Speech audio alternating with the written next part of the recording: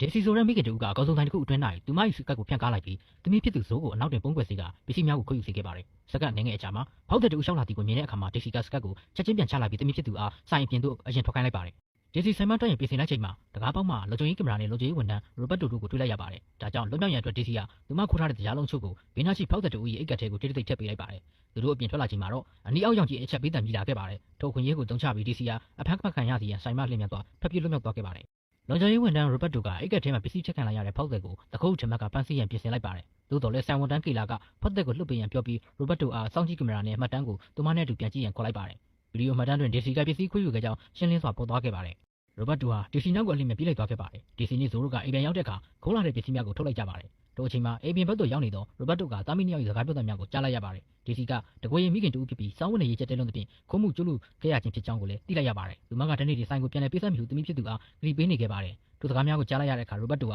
စိတ်နှလုံးနူးညံ့သွားခဲ့ရပါတယ်။ထိုစဉ်ဇိုးကသမီးဟိုဆိုင်ကမဆုစာအုပ်လေးကိုရမ်းလိုချင်တာပဲဟုပြောလိုက်ပါတယ်။ရိုဘတ်တိုလည်းကလေးမလေးတဲ့ထိုစာအုပ်ကိုဝယ်ပေးရန်ဆုံးဖြတ်လိုက်ပါတယ်။နောက်တစ်နေ့မှာတော့ရိုဘတ်တိုကဆိုင်သို့သွားပြီးမဆုစာအုပ်ကောင်းကောင်းတစ်အုပ်ကိုအထူးတလဲမေးမြန်းကဝယ်ယူခဲ့ပါတယ်။သူကသူ့တူမလေးအတွက်ဟုလိန်ပြောခဲ့တော်လဲကေလာကရိုဘတ်တိုအိမ်အောင်တဲ့ဖြစ်တော်လဲကလေးမရှိသူမှသိနေသဖြင့်အလွန်တန်တရားဝင်သွားခဲ့ပါတယ်။ကေလာလည်းရိုဘတ်တို၏နောက်ကိုနောက်ရောက်ခံလိုက်ရန်ဆုံးဖြတ်လိုက်ပါတယ်။ရိုဘတ်တိုကဒေစီတို၏အင်ရှိတကားဝမှာမဆုစာအုပ်ပါသောပါဆယ်တုပ်ကိုတိတ်ဆိတ်ထားခဲ့ပြီးတကားခောက်ကထွက်သွားစီကိုကေလာမြင်တွေ့လိုက်ရပါတယ်။ဇိုးကတကားပွင့်လိုက်တဲ့အခါသူမအလွန်လိုချင်သောမဆုစာအုပ်ကိုတွေ့လိုက်ရသဖြင့်အတိုင်းမသိဝမ်းသာသွားခဲ့ရပါတယ်။ဒေစီကမင်းသူပို့လိုက်မှမသိတဲ့ဇိုးဝေးသဝါဖြစ်နေခဲ့ပါတယ်။ဇိုးကပါဆယ်တုပ်ထဲမှာစာကိုထုတ်ဖက်လိုက်ရာတိမိတ်စီရိုဘတ်တိုထံမှရေးသားထားသည်ကိုတွေ့လိုက်ရပါတယ်။သို့တော့ဒေစီကရိုဘတ်တိုဆိုသူကိုမင်းသူမှလုံးဝမသိရှိခဲ့ပါဘူး။ဒီဗီဒီယိုလေးကတော့ကြက်တဲမှုကြောင့်ခုံမှုကျွလွန်ခဲ့ရသောမိခင်တူနဲ့သူမကိုဖမ်းဆီးရန်ကြိုးစားရင်းမှာဘဝပေးအခြေအနေကိုနားလည်ပြီးစာနာသွားသောလူကြီးဝန်ထမ်းတူနဲ့၎င်းတို့ကြားမှာမြင်နိုင်တဲ့တန်ရုံးစင်ကျူလီအကြောင်းပဲဖြစ်ပါတယ်။